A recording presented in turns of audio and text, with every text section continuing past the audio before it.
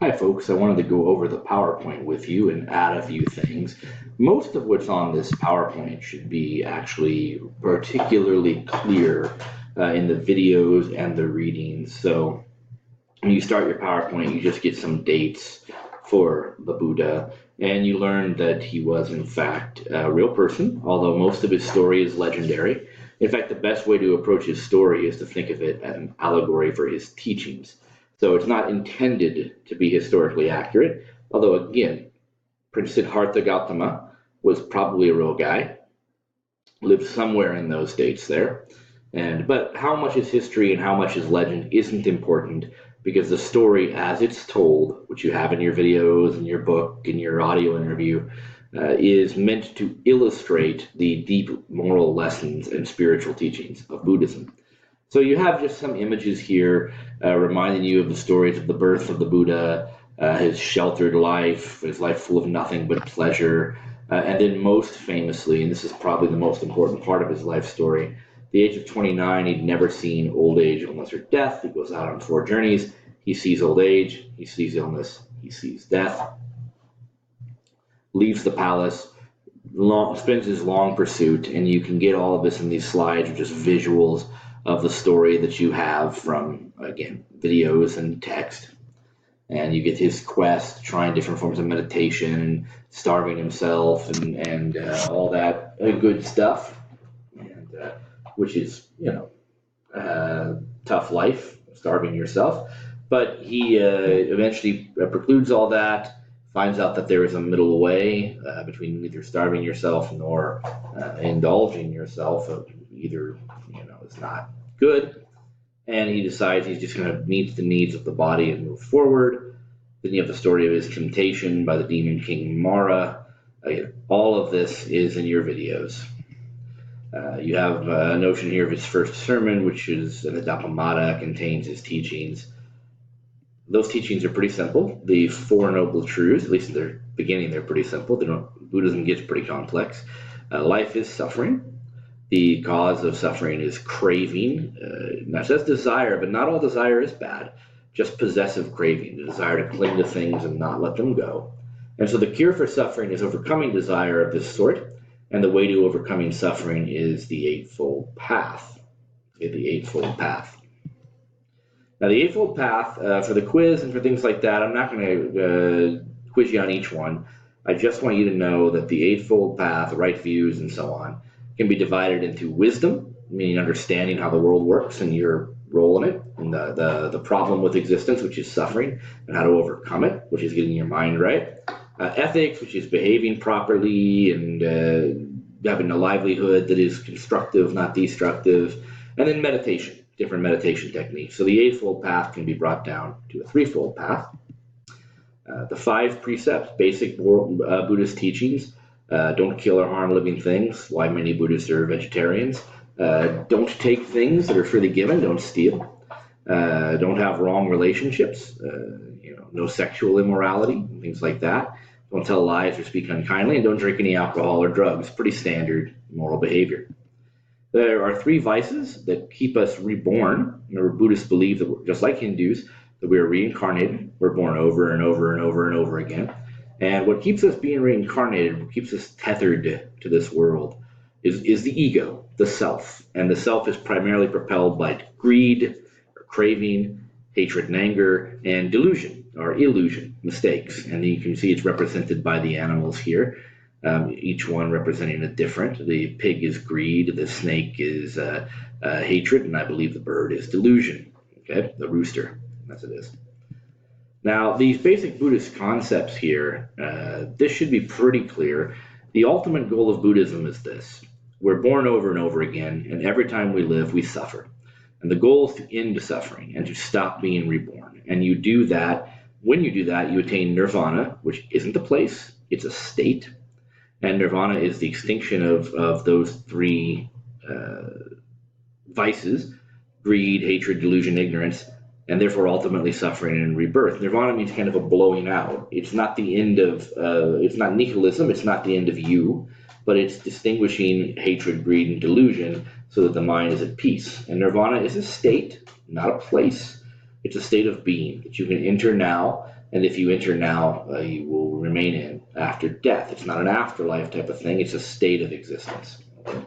Little confusing, but it has to be. It's beyond human concept, according to the Buddha. And you can see there are three marks of existence that you need to realize or to attain nirvana. The first is from those Four Noble Truths: all life is suffering. If you live, you will suffer. Doesn't mean there's no happiness in life or no joy, but if you live, you will suffer.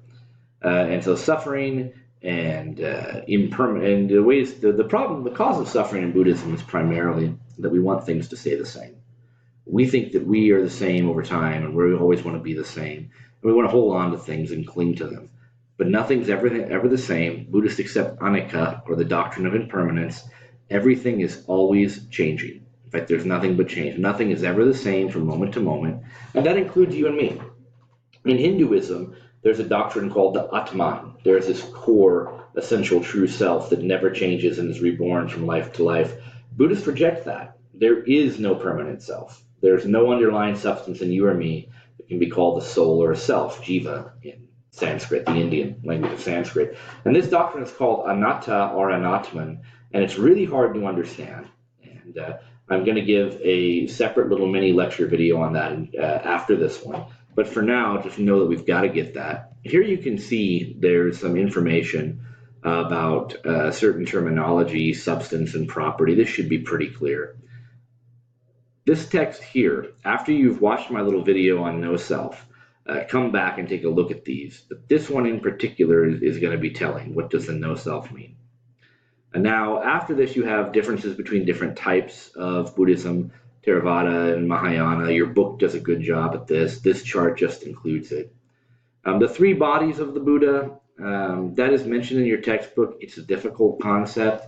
I think for now, don't worry about it too much other than this. In Mahayana Buddhism, the Buddha exists on three levels, and that's really what the three bodies of the Buddha means, that the Buddha exists on three levels. That there's a spiritual kind of heavenly Buddha. There's a state of being that we're all called to, the Buddhahood of our nature. That's another way the Buddha exists. And there's the guy, Siddhartha Gautama, who's the Buddha in the flesh, the historical Buddha. And don't worry about it too much more than that. The concept of emptiness is very, very difficult. And just go with your book, see if you can make sense of it. The basic core idea is this. Everything in the universe is interrelated with everything else. Everything is interconnected, interdependent, interlinked. Nothing exists on its own or in its own right or by itself. Everything comes to be and exist together. That's primarily what's going on here. So emptiness or nothingness, it's sometimes translated, and comes from a medieval Buddhist philosopher named Nagarjuna. But Nagarjuna is a difficult thinker. Just know that he says, look, nothing exists by itself. Everything that exists is part of everything else. Everything is interconnected, interdependent, interlinked, including you and you and your world, you and your solar system, so on.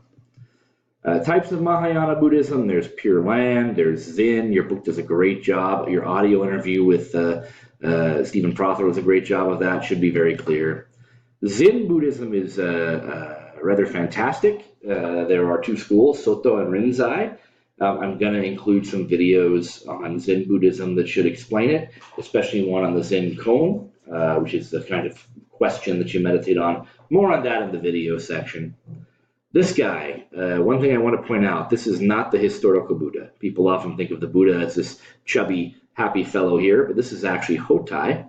He was a Chinese monk who was supposed to have just been a very happy, jolly fellow because he was filled with the joy of enlightenment. And he is a Buddha. In Mahayana Buddhism, there are sometimes other Buddhas besides the historical Buddha, but he's not the Buddha of history whose story we learned earlier. That's all you need to know about him.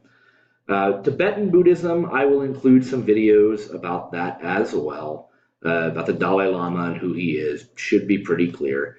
Just go back to your video section and it'll be clear. There are some bits of information here. When you're watching the videos, you can pull up the PowerPoint afterwards and see some of this information. This should be pretty clear about what Tibetan Buddhism is, probably pretty obvious. Engaged Buddhism. I'll include a video on this too. It's a fellow named Thich Nhat Hanh who's talked a little bit about in your interview with Stephen Prothero. He wrote a great book called Living Buddha, Living Christ. Can't recommend it high enough. It's just a wonderful book. Basically he says, I want Buddhism to engage human rights and social justice, which is kind of a new thing for some types of Buddhism. And that's it for the PowerPoint. That should clarify things a little bit. Look for another little lecture from me on no self, and pay special attention to the videos in this section. All right, talk to you soon.